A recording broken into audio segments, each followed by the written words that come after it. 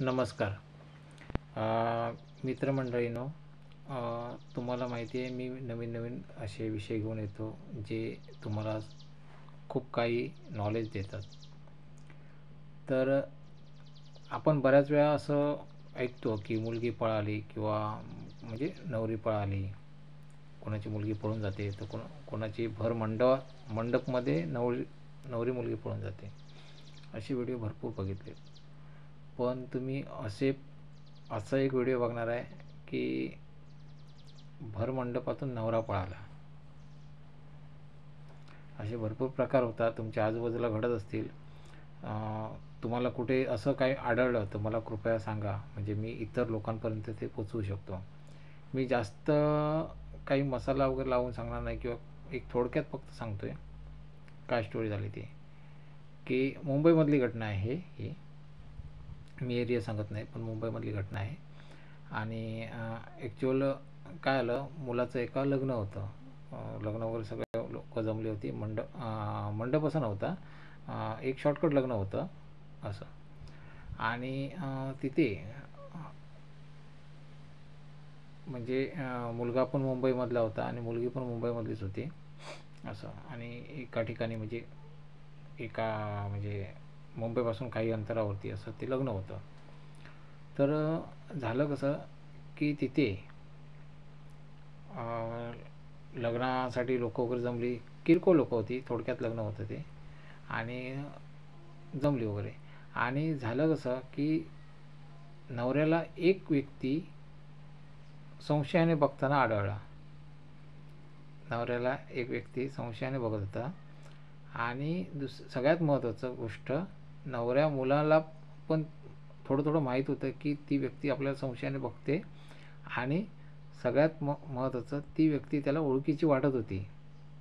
समोर जी व्यक्ती आली होती लग्नाला, ती व्यक्ती ओळखीची वाटत होती.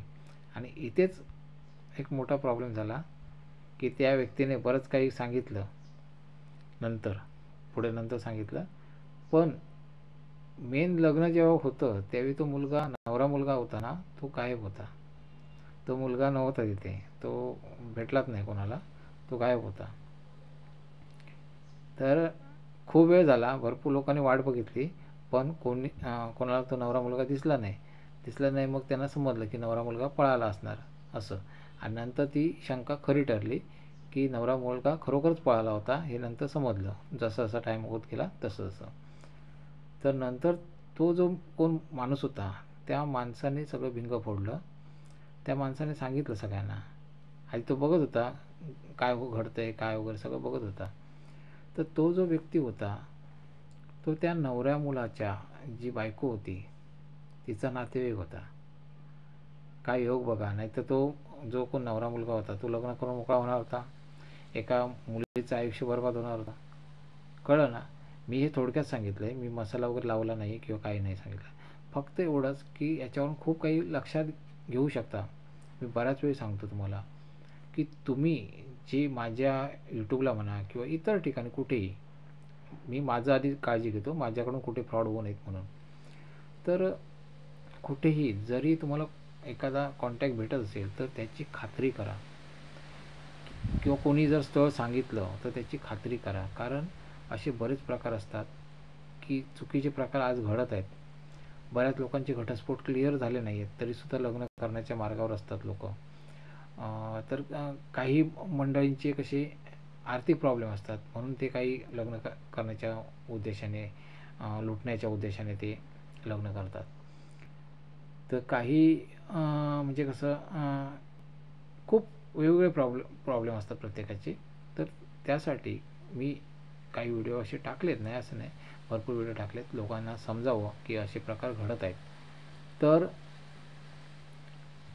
ओळखायचं कसं की नवरा मुलगा खरा आहे किंवा खोटा आहे किंवा काय. तर मुळात आधी तुम्ही त्याची चौकशी करा.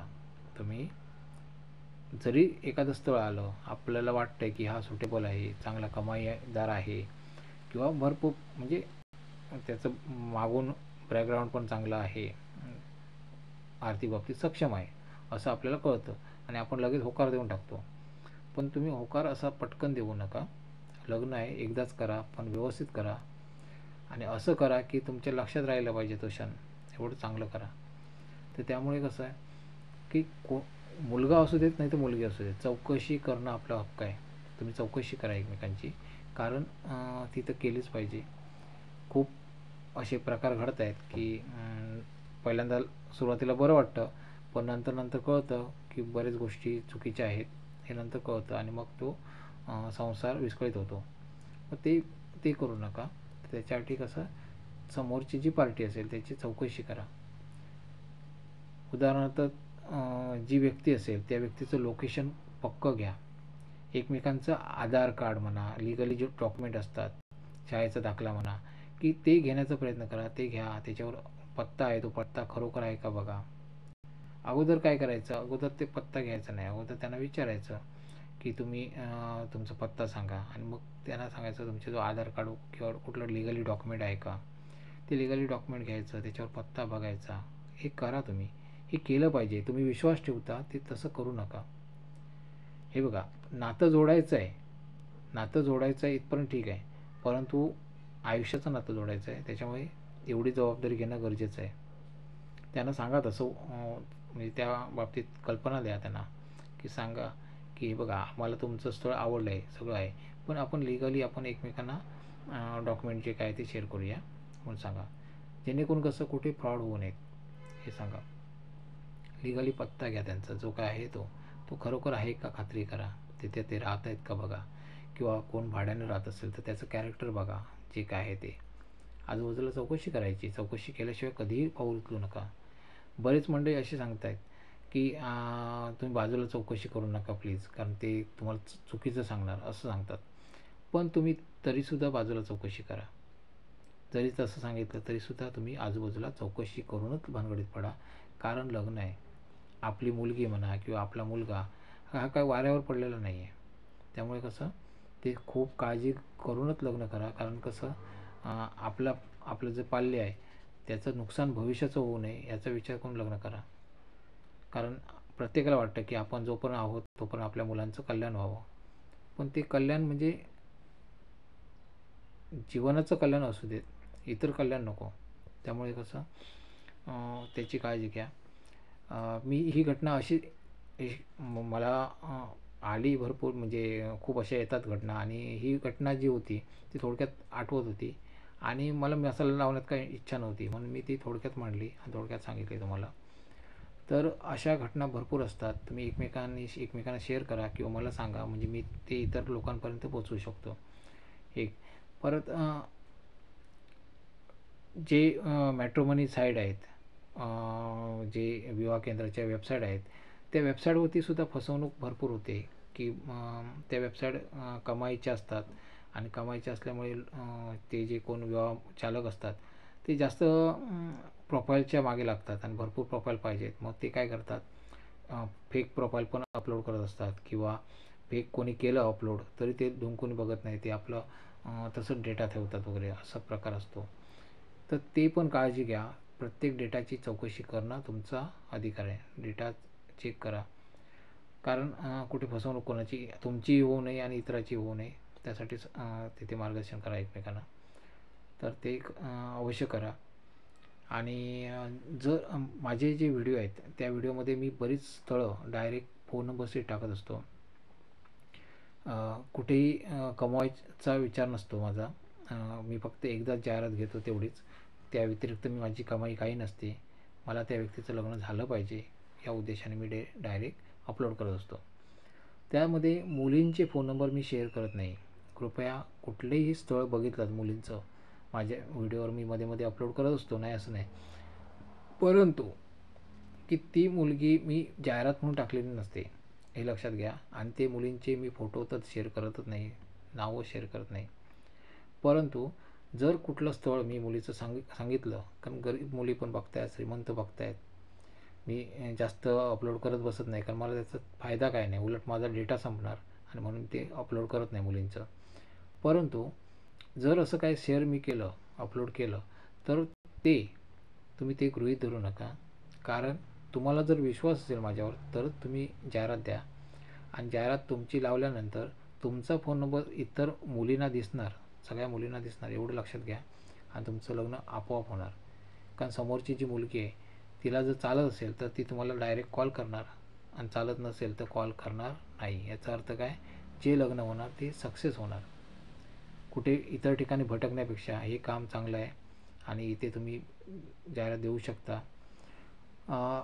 बाकी वायफळ लोकांनी मला कॉल करू नका प्लीज, कृपया कॉल करू नका. कारण माझं हे बघा, प्रत्येक माणूस आर्थिक विवंचनेत असतो. प्रत्येक माणसाला आर्थिक व्यवहार करायचे असतात किंवा काय म्हणतात, संसारासाठी कुठेतरी कष्ट करायचे असतात.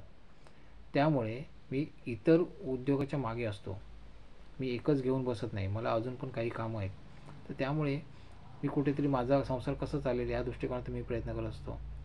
तर उगाच मला डिस्टर्ब करू नका, कारण मी हे काम करतो, हे खूप चांगलं काम आहे, हे इतर लोकांना कमेंटद्वारे लोकांनी सांगितलेलं आहे. परंतु तिथे मला डिस्टर्ब करू नका. तुमचं जी काही जाहिरात टाकायची त्याचं जो काय मॅटर असेल जाहिरातचा, तो तुम्ही मला व्हॉट्सअप करा. व्हॉट्सअप केल्यानंतर तिथे जर तुम्हाला पेमेंट परवडत असेल तर पेमेंट करा. मला पेमेंट केला त्याची पावती मला व्हॉट्सअपला पाठवून द्या. पेमेंट केल्याची तुमची जाहिरात लागेल. कारण मला जाहिरातच लावायची आहे, मला काय बाकी इतर खर्च नाही आहे. त्याच्यामुळे मी जाहिरात लावणार. कुठेही फसवणुकीचा विषय येत नाही. बरेच लोक मला सांगतात तुम्ही राहता कुठे, तर त्याच्याशी काही देणं घेणं नाही आहे. मला भेटायचं पण नाही आहे आणि मी कुठे राहतो याची पण तितकी आवश्यकता तुम्हाला नाही. कारण तुमची जाहिरात लागली इतकंच. जाहिरात लगेच लागते. जाहिरात 15-20 मिनटात मी जाहिरात लावणार. त्याच्या मागचं जे काम आहे ते मी आरामात करतो. परंतु जाहिरात तुमची लगेच झळकणार 15-20 मिनटात. त्याला लोकेशन असतं.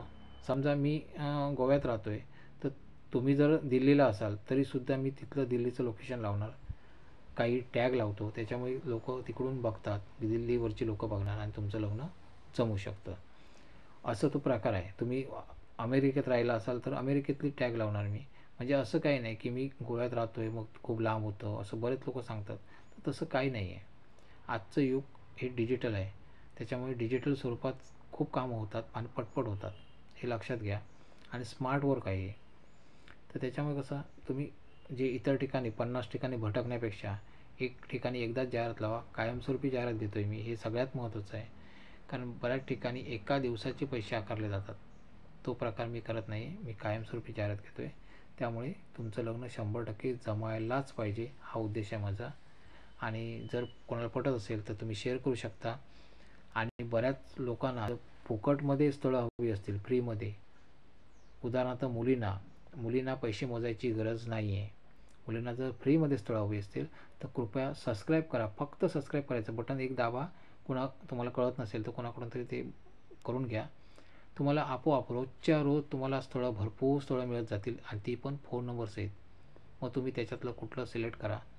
आईवडिलांना सांगा किंवा नातेवाईकांना सांगा फोन लावायला, आणि डायरेक्ट लग्न करून टाका. मला एकही रुपया द्यायची गरज नाही. हे सगळं मुलींसाठी फुकट आहे. धन्यवाद. माझं नाव अमोल गावडे एवढं लक्षात ठेवा. सामाजिक संघर्ष अमोल गावडे एवढं लक्षात ठेवा. धन्यवाद. थँक्यू.